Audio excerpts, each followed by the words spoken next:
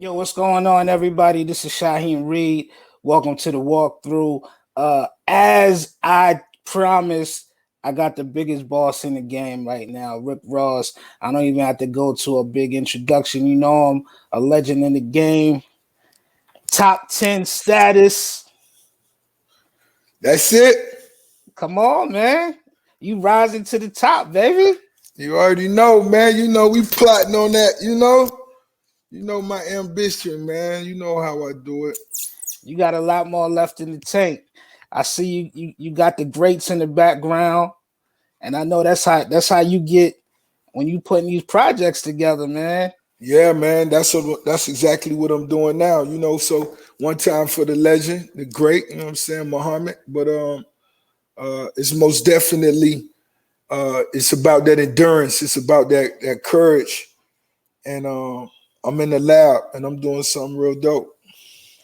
I'm kind of scared of what you're gonna put out, having time just to just sit around during this pandemic, because people don't know, man. Like you spend a lot of your life on the road, man. Like if it ain't studio, I know you got booked for them shows, man, and it don't just be shows uh around the way. They be like Africa and the Amalfi Coast and all of that, man. But this is like one of the first times that you had a chance to like really sit in a minute.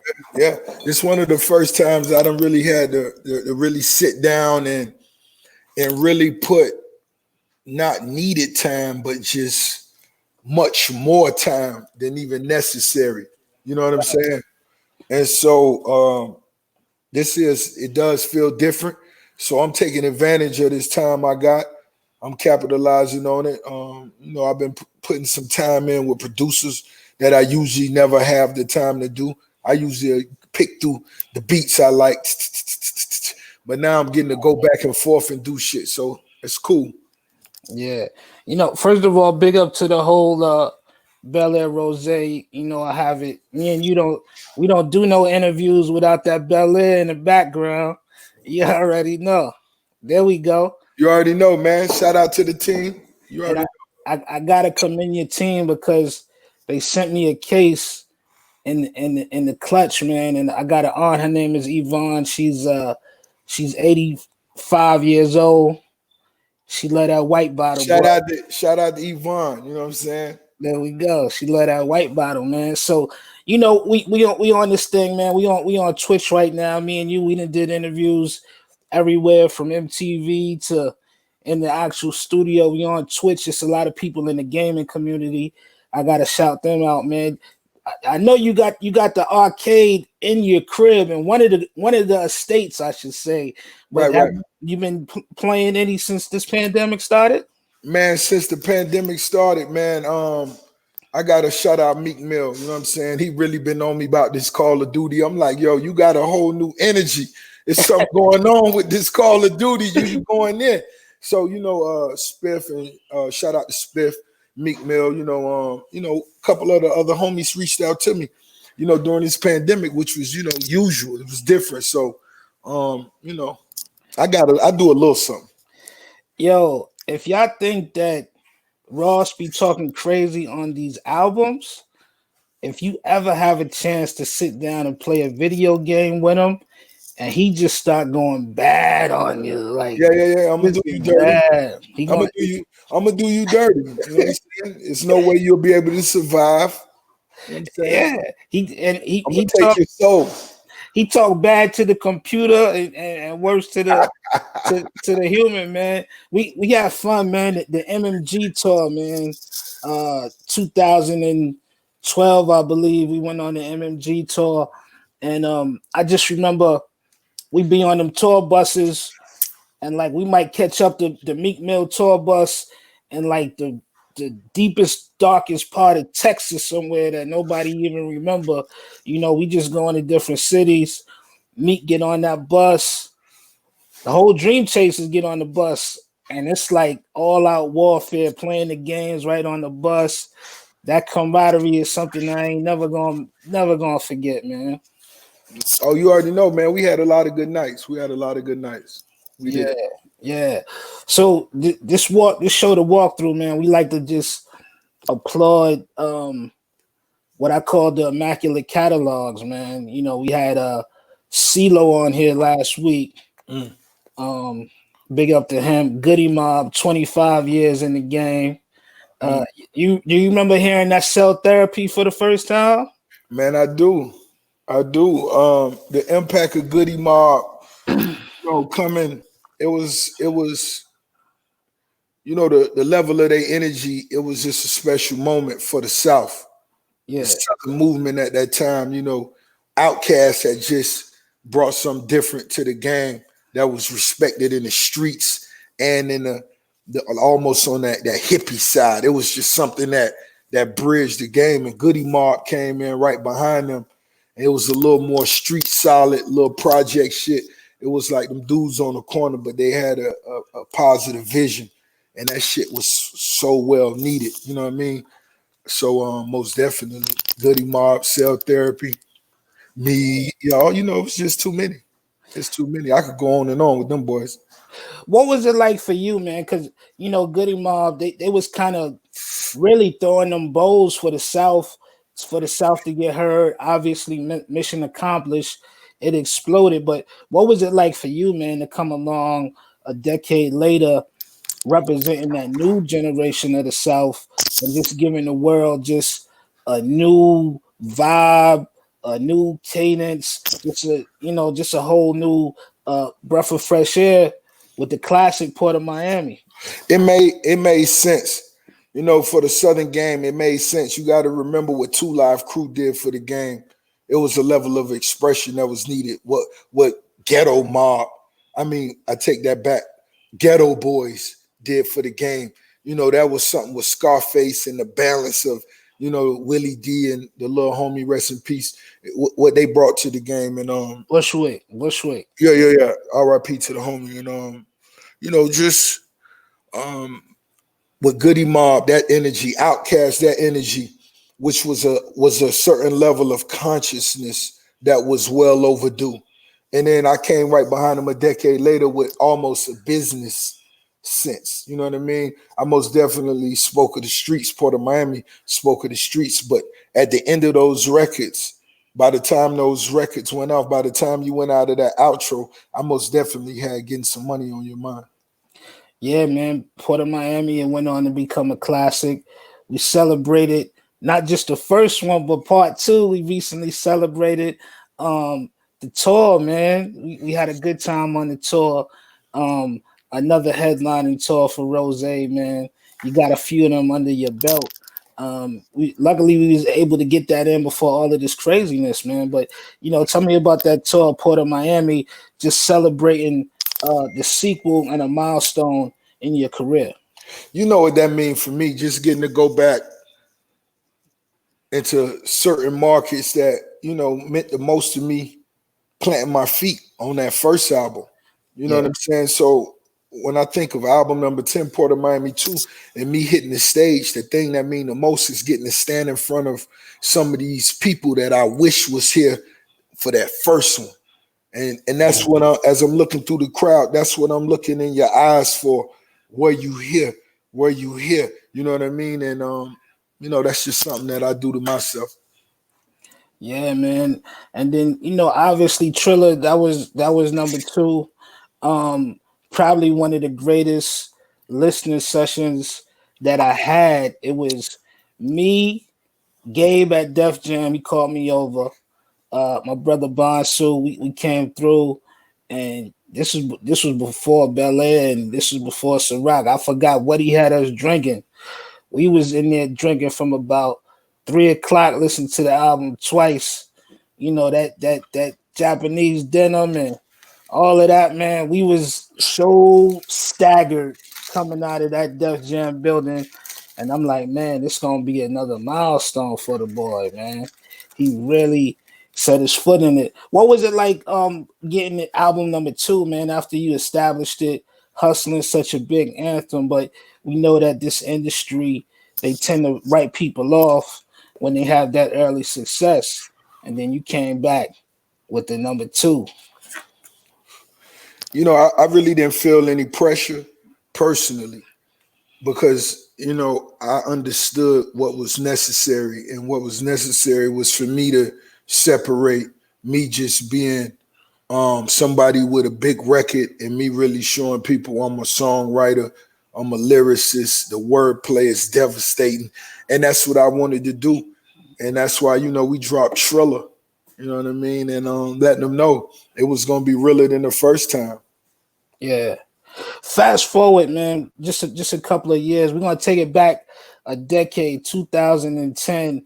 To me, this is where I feel like your career really started turning and going into someplace else, where you started knocking on that door of legendary status. And it really didn't start with an album, though. It started with the mixtape, Albert Anastasia. That was, to me, that just set the tone for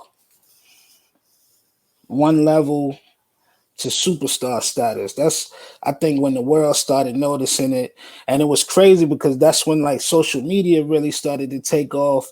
And I remember when you dropped it, God rest the dead, my man Reggie Osei, Combat Jack, one of the best to do it.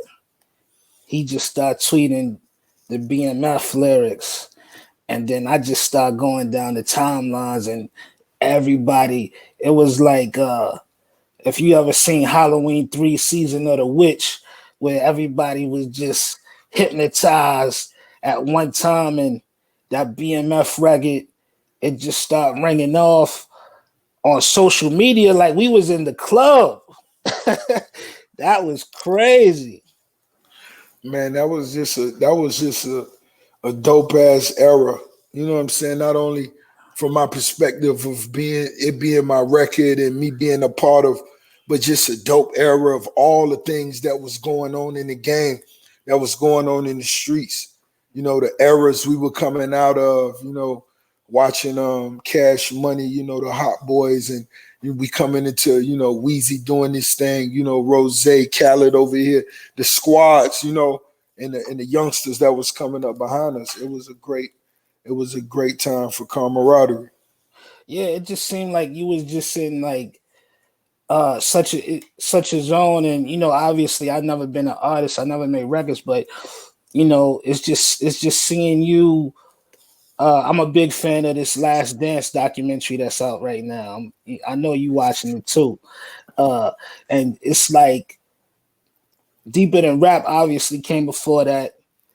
That's a whole movie in itself. But it was like once you got deeper, when you went to Deeper Than Rap, to me that was your championship. That was Jordan beating the Lakers. That was, Woo. nah, for real. I mean, Rich Off Cocaine, that's on my Rick Ross Mount Rushmore. You know what I'm saying? Like, I love that record. That's my Mount Rushmore, one of the songs, along with a few others. But that was the championship right there. And for a lot of people, it would have been easier to fall off because you had shook off all the controversy. Everybody saying that it might be over for you, and you just came back and you know you got that title, and then you just took it back to the streets with Albert Anastasia. What made you take it back to the street level instead of coming right back with um another album? Really, honestly, it could have been Def Jam was too slow. You know what I'm Mm, saying? Rose moved too quick. You know what I'm saying? I could put a project out and 3 months later, like naturally have an album ready to go that's ready to go and actually finna do something else. You know what I'm saying? So um and by me being an unsigned artist for so long, I was untamed. I wasn't really with all that. Oh, we gotta clear fuck all that. I'm gonna drop it on the tape. I'm yeah, gonna put that shit out. You know what I'm saying? And that's how the fire burning right now. You know what I'm saying? So um that's just something that's I'm gonna keep dropping till it's no longer in me. yeah. I just saw I mean, speaking of BMF, man, I saw in the news Meech's brother got released, Southwest T. How do you feel about that, man? The homie coming home and Oh man, anytime a brother could come home from the chain gang, that's always a beautiful thing. You know what I'm saying? That's for everybody that's still locked up coming home, and for everybody that's home. The boss gonna welcome you home. You know what I mean? So I'm sending nothing but love. Definitely, man. BMF record. I remember we had a conversation in New York.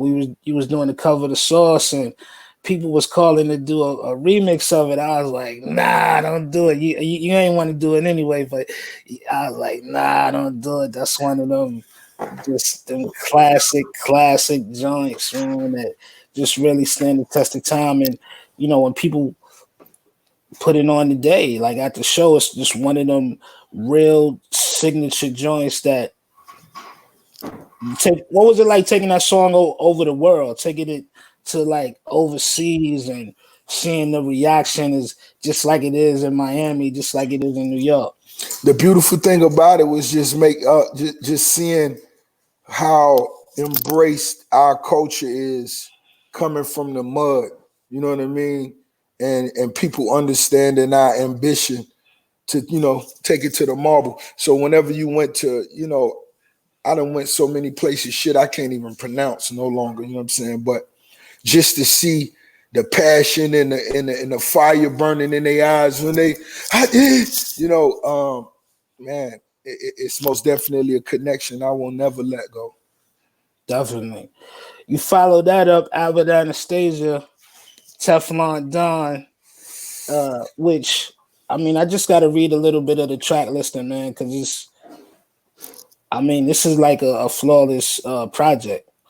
And you already know what my other Mount Rushmore song, Tears of Joy, Shout out to CeeLo once again. Or so, just look at the first 6 songs. I'm Not a Star, Freemason with Jay-Z, Tears of Joy, Maybach Music 3, Live Fast, Die Young, Kanye West, Super High, you and Neo.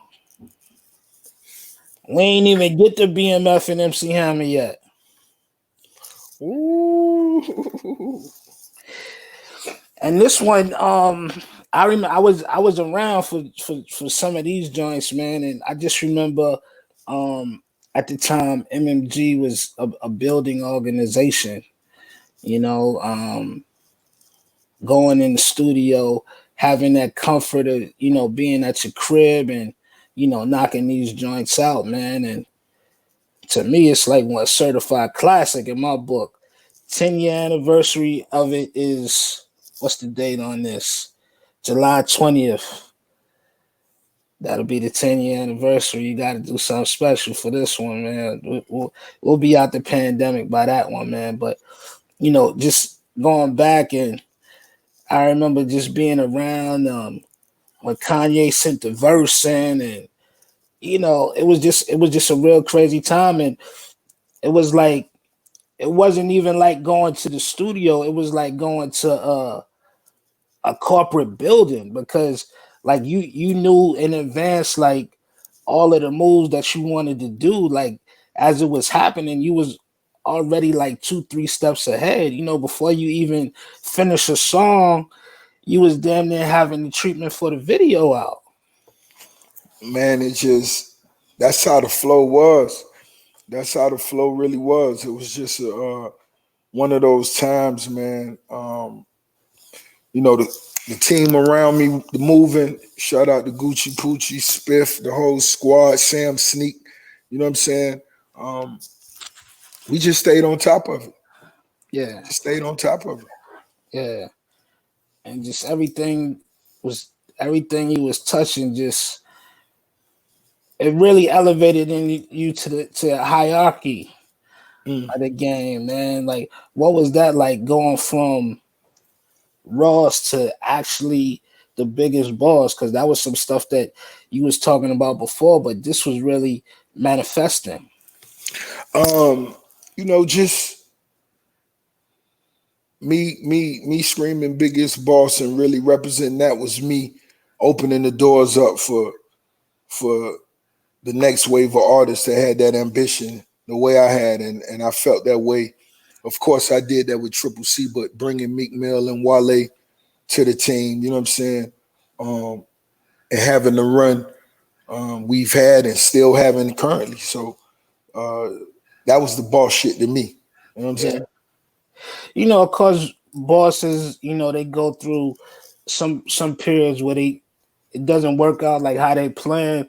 What's two or three people that almost came to MMG who didn't quite make it over? Um, I've had that conversation with with several dudes. I remember when I flew Wiz in by himself. I flew Currency in by himself on the same day. And we just, came in, smoked good. We recorded a super high remix before it was even time. And we just actually shot a video riding through the city smoking in the big bands, you know what I'm saying? And it's just me just being a fan of their work online, and of course us, possibly having a Maybach music conversation. Rest in peace to the living, the legend. I apologize, Nipsey Hussle. Um, Nipsey, that's still painful as if it was the first day, but the homie was so genuine, so pure, so effortless with his flow. I knew it was only a matter of time. Mm. Well, you was pinpoint accurate. All of those guys turned out to be Hall of Famers, man. We got a couple of questions from the people at Twitch. One the Trillion is one of the guys watching this, or one of the ladies watching this, and they say, "What do you think the future of hip hop will sound like?" Um, I'm not sure. I'm really not sure. I'm just enjoying the moment. I'm just enjoying the youngsters that's grinding and really spitting hard. I'm loving that. We still here. As long as we still here, we already know what will be here. But for everybody else that's genuine and creative, I wouldn't want to hold it back. Put it out. Let's listen to it. Black King of Three. What up, Black King of Three? He says, Mr. Ross, if you had to say three lyricists in the game you've worked with, who are the top three, excluding artists on your label? Mm. It's a good chance the three that I name I've had the opportunity to work with, and maybe I would have loved to work with Big. You know what I'm saying, on some lyrical shit, but Nas, Jay-Z, most definitely. J. Cole doing this thing as well. So it's a lot of dope shit out here. Yeah, you got a chance to collaborate with a lot, man. Yeah. This is from Blackberry X. As Rick Ross, what was one of the most valuable financial lessons you've learned throughout your life? My mama told me don't never leave no money on the table. Don't leave no money on the table. Don't never think you got that much money. You know what I'm saying? Don't leave it on the table. Get that money. Get Yeah, that money. Yeah. Get that yeah. money. You all of the Billies, man, the hip hop Billies have embraced you. They've worked with you. Uh, you know, bigged you up crazily. What's the difference between having some of those big boy financial conversations with Jay-Z and Puff? Like, what's the difference when you sit down and talk with both of them?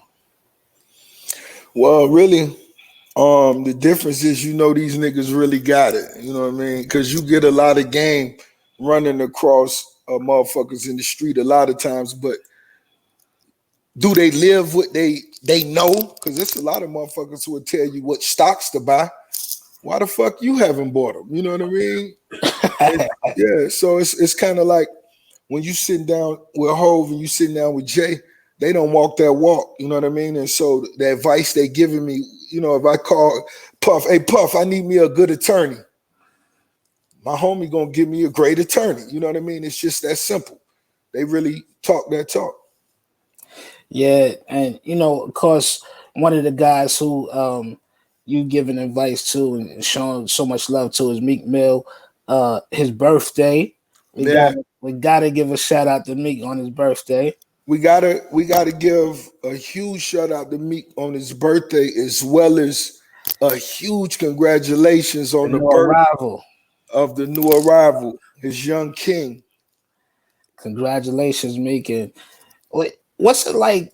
What's it been like for you just to see that journey, man? Because all of the greats, Puff, Jay, Dr. Dre, yourself, have all had those ups and downs, man. And what separate the greats is how they bounce back from. And we've got a chance to see Meek evolve for the greater. Of course. Of course. And I feel like it's only so much we've seen. It's so much more for him to give, so much more for him to share. That's most definitely. And we know the youthful, the young, the reckless Meek Mill. Now it's time to give us that boss, that real passionate game, that real fire for that money and that success. That's what it's time to see and feel now. I think it's so important for us to, obviously we want to see all of our peers and, all of our kings and queens in the industry live long, beautiful lives. But it's such a blessing when we could see some of these guys in their 20s and just see how they evolve in their 30s. And, now we seeing people like yourself touch 40, Hove and Diddy in their 50. Like we really get a chance to see now each step of the progression of not Right. just the artistry, but of the men and women. Right, which is a beautiful thing. It's priceless. Because I'm still learning every day I rise. Every day I rise is still something for me to learn and something for me to accomplish, something for me to do. Real language. Are you visualizing yourself hitting that number, the big 50, man? I know it's a while, you got a while for it, but I know you're always a few years ahead of us, man. Are you thinking a few years in the future? You know, um, inshallah, man, God is great, man. I pray, you know, that I get to see that time, but I'm most definitely gonna push myself. So when I do, touchdown, I may ease some of this hunger I got, some of these desires, because this shit for me is still day one. Now we could tell in the music. We could definitely tell in the music how it's coming. When do you Yeah. think we getting a new project from you? Man, the pace I'm on right now, you never know. You know, you never know. Other than me just sitting down with a few cats, I really want to sit down with, and I'm giving everybody their space. I'm respecting everybody's space, so I'm just doing my own thing right now. Other than that, um, man, I'm on a hell of a pace. So get ready. It won't be long. What's your thoughts on this whole pandemic? I know you got online and you one of the first people to drop some jewels and tell people ain't no free time, man. Nah, ain't no Ain't free no free time. time. Even if you just pulling the weeds up out the goddamn flower bed, baby, you got to be doing something right now. It ain't no free time. That's what we doing, and that's the mentality of a real hustler. That's what I'm doing. Yeah. So when your ass laying down ain't doing nothing, just know, boy, somebody out there making something out of nothing. Yeah, I mean, it's tough. We done lost a lot of people. Hip hop community, DJ Black and Mile, Fred the Godson is definitely been tough. And Fred was one of the great lyricists, man. I don't people need to like really go back and do their homework on him because he got some great music. But what do you think about just the politics of it, man? They open in the state of Georgia. The mayor saying it shouldn't be open yet. Then when they open it up, the COVID cases rising. You know, I'm one of the dudes that um, I tried my best to remain as visible as possible. Just letting our people know it's cool to stay in. Fuck what they doing. Fuck what they saying. We got to do what we know is best for us. You know what I'm saying? Now, speaking from a perspective of young niggas running the streets, you got to do what you got to do to keep your lights on. But let's do what we can as much as we can, keeping our family first. During this shit. Other than that, we gonna make it through it. Definitely. Florida, your home state, been open too, man. Before we get out of here, we gotta go to the classic Rich Forever. I had a chance to be a part of that one, and You better believe it. You hosted that. yeah, man, I appreciate you for that. That to me, that changed the mixtape game forever. Man, that was a once again an album that was actually ready to go. That I just believe, Def Jam may have, and I really wasn't. It was just that fire that was burning. It was ready to go. Um, I said, "Fuck it, I'm gonna drop it," and I put it out myself. And the streets loved it, embraced it. I went on a 4-month tour overseas just off that mixtape. Nah, that was everywhere. Everybody was going crazy for it. What was it like? What was those conversations that you was getting from the label when they see how big the tape was growing, and they knew that they dropped the ball on that? It was too late. You know what I'm saying? They knew, they understood. Next time, once Rose ready to pull the trigger, let's move. You know what I'm saying? Straight up. It was one of them. It was just one of them things. It was dope music. Shit was flawless. It felt good. And it was really what the streets wanted, what the streets needed. Just tell me about the significance of the song "Rich Forever," man. When people hear that, obviously that's your tag on IG, but it's some things that still ring true to this day. Um, it's just something that was passionate. As you can see, Rich Forever represent a lot of different things for me, and it's not necessarily monetarily. You know what I'm saying? It's just finding a way for you to be happy, for you to fulfill your desires, your needs. When you lay down at night, you still look forward to waking up in the morning. You know what I'm saying? That's really what it was about. And so that particular record, John Legend to me always held a special place with his sound. It was just so expensive to me when I always heard John Legend vocals, and that's what was in my mind when I came up with the idea, the concept.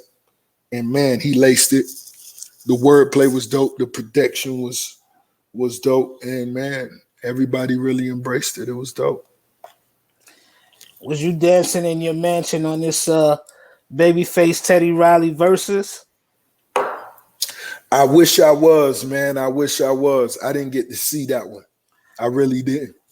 Oh, But but I can only imagine what that was like because those two dudes, legends. you gotta jump into it, man. Now they starting to do the artist Erica Badu against Jill Scott is coming. People loving that. Could you see yourself getting into the ring with somebody, man, like a friendly battle of music? I haven't even thought about it. You know what I'm saying? I've been in my own lab cooking up. You know what I'm saying? I haven't even thought about it, honestly, big homie. Yeah. I Uh, have.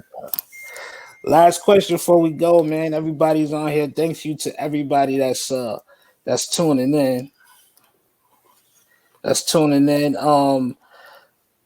Quantize says, Rick Ross, if you can only take 5 albums on the road, what would you take? No mixtapes, just albums. Machiavelli, um, Me Against the World, um, Streets is Watching, Uh, um, Scarface. I would take. Mm, it's kind of hard. Face, and I made on that road that DMX. That DMX always hit that flesh of my flesh and blood. That album always hit different when you was on the road. You know what I'm yeah. saying? Yeah. I'm surprised you ain't say none of them 1970s classics, man. I remember, at the crib, first thing in the morning, we gonna hear that Isaac Hayes. And You ain't know, nothing changed. Ain't yeah, nothing changed. My appetite for music is so large, man. You know what I'm saying? I listen to such a wide range of music on a daily basis, but that's just me. word, man. We got almost 50,000 people watching this right now, man. They tuned in for the ball, so I definitely gotta salute you for helping bring these people in, man. Everybody love you. It's always good to hear from you, man. One of It's one, all good. one of our national treasures when it comes to hip hop. You already know what it is, man. Yeah, last one before I let you go. Tom Brady coming to your home state, the Tampa Bay, man. I know you tight with the Pats, man. Did they make a mistake by letting that man go? Oh man, of course. Anywhere Tom Brady bout, man. I wrote some shit last night. Trapping out in Tampa, Tom Brady. I said some shit, man. It was just, anywhere Tom go, it's gonna be some money generated. So I look forward to the excitement. Grunt joining the squad. I'm sure they're gonna make some more plays. It's gonna be a lot of money bust down under the table, and I'm gonna be right there with them. Shout out to Tua, the Dolphins, 305 in my Yale. It's gonna be a cool thing. There we go, man. Wingstop, Bel Air, Better believe it. Checkers, and a lot more businesses, a lot more music. Shout out to the hair care, man. The Rich by Rick Ross, the grooming. You know what I mean? Oh, me and my brother Ari is on that heavy. There we go. Yeah. See, I got a little sheen on mine, man. I got a little shine. You know, I had to touch Man, it you up. gotta let that grow out, man. You gotta let that grow out, man. Let it grow. Shout out to Chief Sticks. Yeah, man. Let it get nappy some. Let it grow, man. I might have to do it. I might have to at least give me a little Jim the Anvil 9 heart going, man. Man, get you a little something going, man. Go on ahead. You good. We're gonna do it. My brother, I see you after this pandemic, man. Man, you already know. Get ready, man. Double MG. You know what it is. Be safe, man. Salute to all the fam, all the kids. They so beautiful, man. Congratulations. Much love, boss. Love.